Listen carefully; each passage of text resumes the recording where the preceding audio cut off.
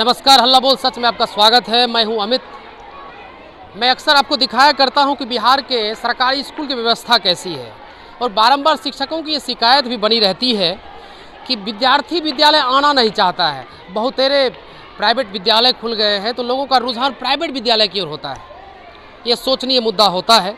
लेकिन प्रताप प्रखंड का एक ऐसा विद्यालय भी प्रताप प्रखंड में है जहाँ पर बच्चों की तादाद आप देखेंगे तो दिल बाग बाग हो जाएगा।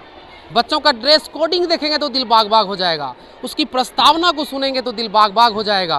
जब प्रताप प्रखंड में आप देखेंगे लिखा हुआ यहाँ पर उत्क्रमित उच्चतर माध्यमिक मकतब इस्लामपुर पिपरा लतीफ़, वहीं हमारी मौजूदगी है।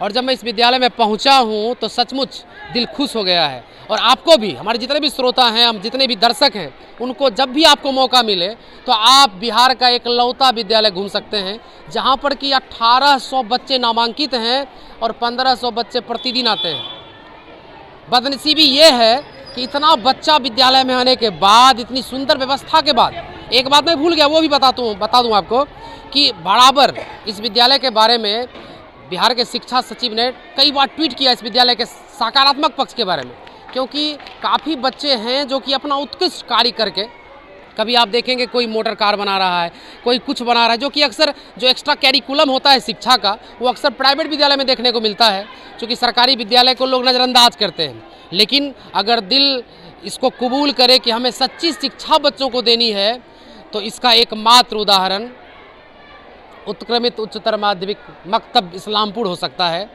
अब आइए हम उसके प्राध्यापक से बात करते हैं, जो रियाजुद्दीन सर हैं।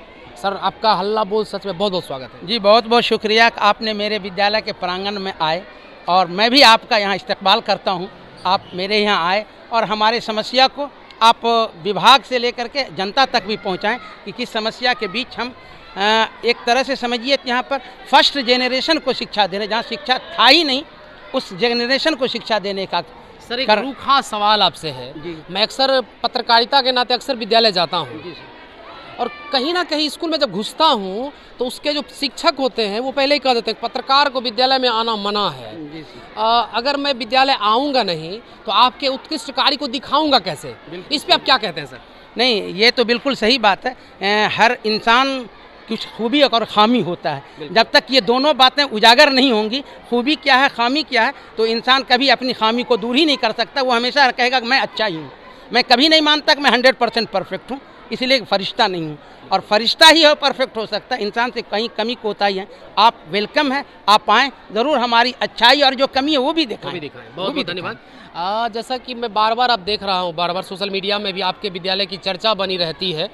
कभी पेपर में रहता है, कभी सोशल मीडिया के पेज पे देखता हूँ, बराबर कुछ ना कुछ बच्चों से एक्स्ट्रा कैरिकुलम करवाते हैं आप।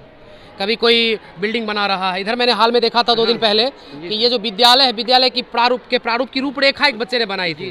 तो कहाँ से ये क्रिएशन लाते हैं? देखिए, बच्चे अब होशियार हो रहे हैं। बिल्कुल। मैं 9 साल से यहाँ हूँ, ये मेरा 10वां साल है। बच्चों के हर फील्ड में मेरा ये कोशिश होता है कि हर फील्ड में हमारे बच्चे आगे बढ़ें। मैं एक बात यहाँ के अभिभावक से कहना चाह रहा हूँ कि हम जहाँ तक बच्चों को बेहतर तालीम देने की बात करते हैं, लेकिन अगर हमारा गार्जियन जो बच्चों के अभिभावक अगर थोड़ा सा ध्यान दे ले, मैं समझता हूँ आप जैसे बड़े बड़े पत्रकार इस स्कूल को देखने आएंगे। ये कौन सा सरकारी स्कूल है कि यहाँ के बच्चे इतने एक्स्ट्रा ऑर्डिनरी हैं।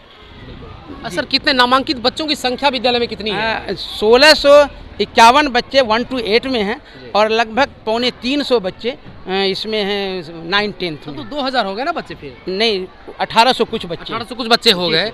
अब प्रतिदिन आते रेगुलर कितने बच्चे आ रहे हैं? रेगुलर हमारे यहाँ 1200 प्लस बच्चे 1 to 8 में आते हैं और 9-10 के बच्चे लगभग 150 आते हैं। यानी लगभग हमको लगता है 1300-1400 बच्चे एवरेज उपस्थिति। इतने 1800 बच्चों के बैठने की व्यवस्था में आपके पास कितने कमरे हैं? देखिए, कमरे की बात करते हैं, थोड़ा हंसी भी जरूरी है ना, हंसी भी आ जाती है। कमरे मेरे देख रहे हैं 2-2, 4-4, 8 कमरे हैं। और जब मैंने देखा कि बच्चे गार्जियन का रुझान इस स्कूल की तरफ ज़्यादा हो रहा है, मैंने गार्जियन से ये संपर्क किया कि भाई आप कुछ हमारी मदद करें ताकि हम बच्चों के बैठने की व्यवस्था कर सकें।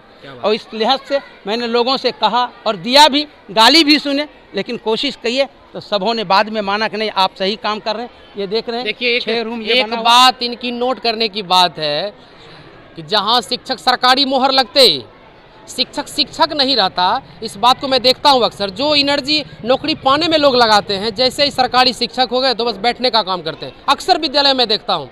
मैं हाल में एक विद्यालय गया था सर, उसमें मैंने 4 शिक्षक को देखा कान में ईयरफोन लगा के कुर्सी रख आराम से बैठे, पढ़ा नहीं रहते वो। तो कहीं ना कहीं अमर्यादित हो जाते हैं वो।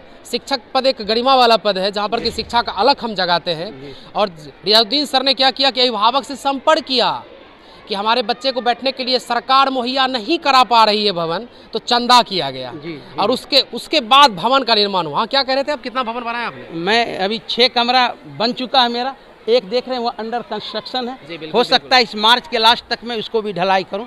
समग्र शिक्षा का कुछ पैसा आ जाता है, उसके बाद फिर गार्जियनों से फिर संपर्क करेंगे। उसमें लगभग 3 लाख रुपए का खर्च है। कोशिश है हमारी उसको अगले सेशन में उसमें बच्चों को 1800 बच्चों को पढ़ाने के लिए शिक्षक कितना उपलब्ध है यहाँ पर? शिक्षक हमारे यहाँ बहुत कम है। अगर क्लास जितने चल रहे हैं, अगर उतना भी शिक्षक रहता तो हम खुश रहते। बिल्कुल। मेरे पास सिर्फ 10 शिक्षक हैं, 2 को प्रतिनियोजित करके दिया गया है। बिहार सरकार ने कितने का अनुपात बनाया है विद्यार्थी और शिक्षक? 40-1 का है अनुपात। 40-1 का है। 1800 में आप भाग दे दीजिए 40 से।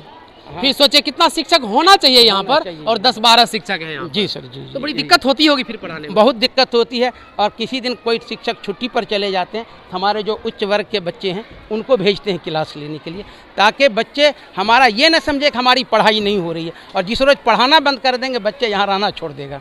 इसलिए पढ़ाई बच्चों से ही सही लेकिन होती रहती है जी। 3 बजे तक हमारे यहाँ बच्चे पढ़ते हैं। देखिए, जहाँ पर सरकारी विद्यालय के प्रति लोगों का नकारात्मक रवैया है, लोग सोचते हैं सरकारी विद्यालय में पढ़ाई नहीं होती है। और ये परबत्ता प्रखंड का ही विद्यालय है। ये एक उदाहरण है, परबत्ता प्रखंड का ही नहीं बिहार का उदाहरण है, जहाँ पर कि 1800 बच्चे 1500 बच्चे रोज आते हैं और शिक्षक 10 हैं। ये सोचनीय मुद्दा है और ये सोचना सरकार का काम है, क्योंकि सरकार बराबर अक्सर बोलते रहती है कि मैं सरकार शिक्षक की व्यवस्था कर रहा हूँ, बहाली ले रहा हूँ, उसको अटकाए रहती है। बिहार का भविष्य कहाँ जाएगा, सोचनीय मुद्दा है। देखते रहिए हल्ला बोल सर। धन्यवाद आपका।